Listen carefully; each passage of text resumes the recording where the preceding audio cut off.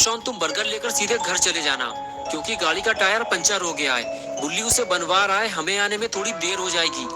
लेकिन burger freeze में मत रखना, वरना सब ठंडे हो जाएंगे। तुम्हें अपना खाना हो तो खा लेना, मेरा और बुल्ली का छोड़ देना।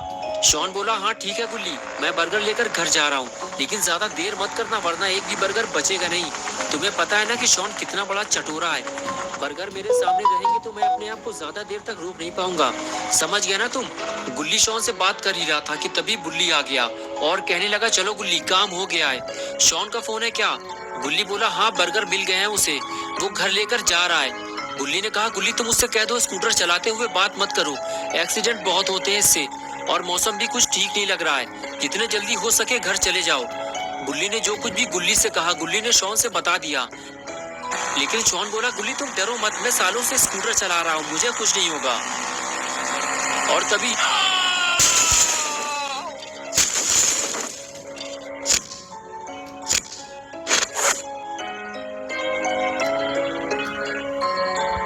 हेलो हेलो, ये क्या हुआ? शॉन का फोन अचानक से स्विच ऑफ हो गया, बैटरी चली गई होगी उसकी। चलो गुल्ली, शॉन के आने से पहले हमें घर पहुंचना होगा, वरना हमारे बर्गर खतरे में पड़ जाएंगे। और फिर गुल्ली और बुल्ली दोनों अपनी गाड़ी की तरफ जाने लगे। गुल्ली बोला, मुझे लगता है बुल्ली कहीं शॉन ने अपना फोन तो नहीं गिरा दिया। बुल्ली ने कहा, हाँ हो सकता है गुल्ली, गाड़ी चलाते हुए बात करोगे तो ये तो होगा ही, मैंने मना तो किया था उससे। और इस तरह बातें करते हुए गुल्ली बुल्ली अपनी जीप लेकर वहां से चले गए। और इधर घंटों तक शॉन वहीं बेहोश पड़ा रहा और रात हो गई। और कुछ देर बाद जब बारिश की ठंडी बूंदें शॉन पर गिरी, तब शॉन को होश आया और उसने चारों तरफ देखना शुरू किया कि वो तेज बारिश में कहाँ फंस गया है। तब शॉन को याद आया कि उसका एक्सीडेंट हुआ था, लेकिन वो तो दिन में हुआ था और अब रात हो चुकी है। इसका मतलब ये है कि मुझे यहाँ पड़े हुए कई घंटे हो चुके हैं। शॉन उठकर खड़ा हुआ तो उसे पता चला कि उसके पैर में तेज दर्द हो रहा है, उसे पैर में चोट लगी है, उसे किसी को मदद के लिए बुलाना होगा। लेकिन यहाँ आसपास तो कोई नहीं है। अगर शॉन को गुल्ली और बुल्ली की मदद चाहिए तो उसे अपना फोन ढूंढना होगा। और शॉन अपना फोन ढूंढने निकल पड़ा। अरे बाप रे, यहाँ तो इतनी बड़ी बड़ी झाड़ियाँ उगी हुई हैं, यहाँ मुझे फोन मिलेगा कैसे? चारों तरफ तो जंगल है, पता नहीं मेरा फोन हाथ से छूटकर कहाँ चला गया। काश मैंने गुल्ली की बात मान ली होती तो ऐसा नहीं होता। लगता है आज की रात मुझे इस जंगल में गुजारनी होगी, वो भी अकेले। गुल्ली बुल्ली भी मेरी मदद नहीं कर पाएंगे, क्योंकि उन्हें पता ही नहीं है कि मैं कहाँ हूँ। और अपना ये स्कूटर भी टेढ़ा मेढ़ा हो गया है, अब मैं घर कैसे जाऊँगा? अरे रुको रुको, तुम ही मेरी आखिरी उम्मीद हो, रुक जाओ, मेरी मदद करो, मेरा एक्सीडेंट हो गया है, मुझे घर तक छोड़ दो, मैं तुम्हें पैसे दे दूंगा, रुक जाओ। अरे यार, कोई भी मेरी मदद करने को तैयार नहीं है, और हम हर वक्त दूसरों की मदद करने को तैयार रहते हैं। आज मुझे पता चला है कि ये दुनिया कितनी मतलबी है। अब मैं किसी से मदद नहीं मांगूंगा, बस बैठकर इंतजार करूंगा। मुझे यकीन है कि गुल्ली बुल्ली मुझे ढूंढने जरूर आएंगे। और ये सब इस मनुष्य गाड़ी की वजह से हुआ है। अगर ये यहाँ पर नहीं होती तो इस वक्त मैं घर पर बर्गर खाकर गेम खेल रहा होता। लेकिन अब कर भी क्या सकते हैं, जो होना था वो तो अब हो चुका, और अब मैं और ज्यादा देर तक खड़ा नहीं रह सकता। मैं तो ऐसे डर रहा हूँ जैसे मेरे आसपास कोई डरावनी चीज मौजूद हो। अरे ये क्या है? ये तो किसी इंसान का सड़ा हुआ हाथ है, कोई गाड़ी के नीचे दबकर मर चुका है। ये जगह कुछ ठीक नहीं लग रही, मुझे यहाँ से निकल लेना चाहिए। लगता है यहाँ पर इससे पहले भी भयानक एक्सीडेंट हो चुके हैं। अच्छा हुआ मेरी जान बच गई। अब मैं गाड़ी चलाते हुए कभी फोन पर बात नहीं करूँगा। लेकिन अब बारिश की वजह से मुझे ठंड लगने लगी है, और अब मैं और नहीं चल सकता। मेरा दर्द भी बढ़ता जा रहा है, मुझे आराम की ज़रूरत है। लेकिन इस बारिश की वजह से मैं कहीं सुकून से बैठ भी नहीं सकता। मुझे सर छुपाने के लिए कोई जगह चाहिए, वो भी जल्दी, वरना पता नहीं मेरे साथ क्या होगा। वो सामने क्या है? इतना बड़ा घर, लगता है कोई हवेली है। अगर यहाँ कोई रहता होगा तो वो जरूर मेरी बात गुल्ली बुल्ली से करवा देगा। यहाँ खड़े रहकर टाइम खराब करने का कोई फायदा नहीं है, मुझे नीचे जाकर देखना होगा।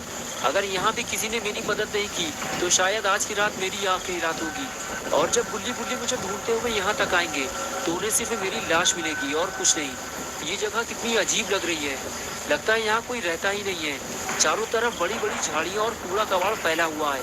देखकर तो ऐसा ही लग रहा है कि ये जगह सालों से वीरान पड़ी हुई है। ये आवाज़ कैसी थी? अरे ये तो बिल्ली है, इसने मुझे डरा दिया। ए काली बिल्ली, आओ मेरे पास आओ। तुम्हें पता है ना कि शॉन जानवरों से कितना प्यार करता है। अरे तुम तो डर कर भाग गई, मैं तुम्हें कोई नुकसान नहीं पहुंचाऊंगा। इस वक्त मेरे पास कोई खाना नहीं है, वरना मैं तुम्हें दे देता। अरे मेरे बर्गर्स, मेरे बर्गर का बैग भी खो गया। मैं तो भूल ही गया था कि मेरे पास बर्गर भी थे, लेकिन वो जहाँ भी पड़े होंगे भीग कर खराब हो चुके होंगे। अब उन्हें ढूंढने का कोई फायदा नहीं है। चलो पहले जिस काम के लिए आया था उसे पूरा कर लूँ पहले।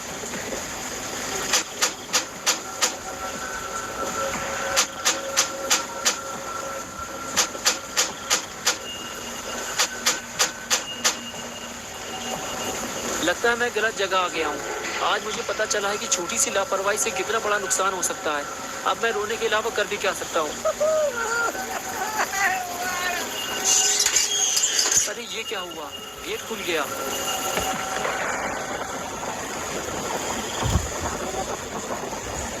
क्या मैं अंदर आ सकता हूँ? क्या मैं अंदर आ सकता हूँ? कोई बोल क्यों नहीं रहा है? मैं अंदर आ रहा हूँ। ये क्या है? ये तो पूरी वीरान पुरानी हवेली लग रही है। इसे देखकर तो लगता ही नहीं है कि यहाँ सालों से कोई रहता भी होगा।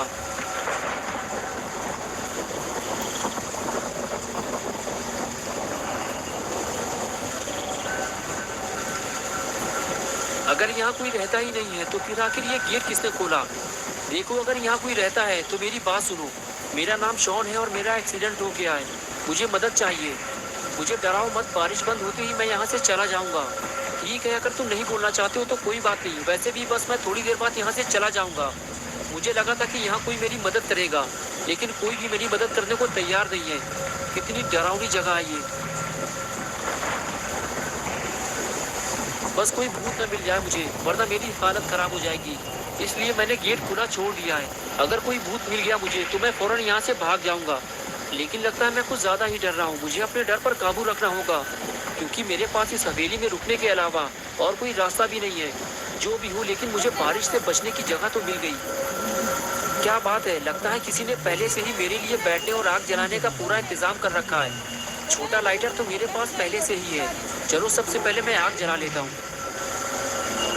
और ये लो, जल गई मेरी आग। बस अब गरम गरम चाय का इंतजाम भी हो जाए तो मज़ा आ जाता। लेकिन कोई बात नहीं, बारिश से बचने का इंतजाम तो हो गया।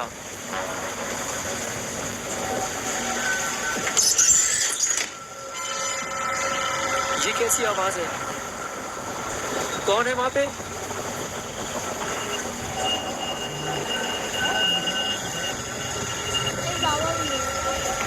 तुम जो भी हो, मैं तुमसे डरने वाला नहीं हूँ, समझ गए तुम? शॉन ऊपर से दिखाना नहीं चाहता, लेकिन अंदर से वो बेहद डरा हुआ है। दोस्तों, क्या होगा अब शॉन का? इस हवेली में आने के शॉन क्या कीमत चुकाएगा? बुल्ली बुल्ली शॉन को यहाँ से ले जाएंगे या फिर शॉन यहीं मर जाएगा? ये सब हम देखेंगे पार्ट 2 में। तो दोस्तों, अगर आप पार्ट 2 देखना चाहते हैं तो इस वीडियो को लाइक करें और चैनल को सब्सक्राइब करें। बेल आइकॉन प्रेस करके ऑल नोटिफिकेशन ऑन करना ना भूलें।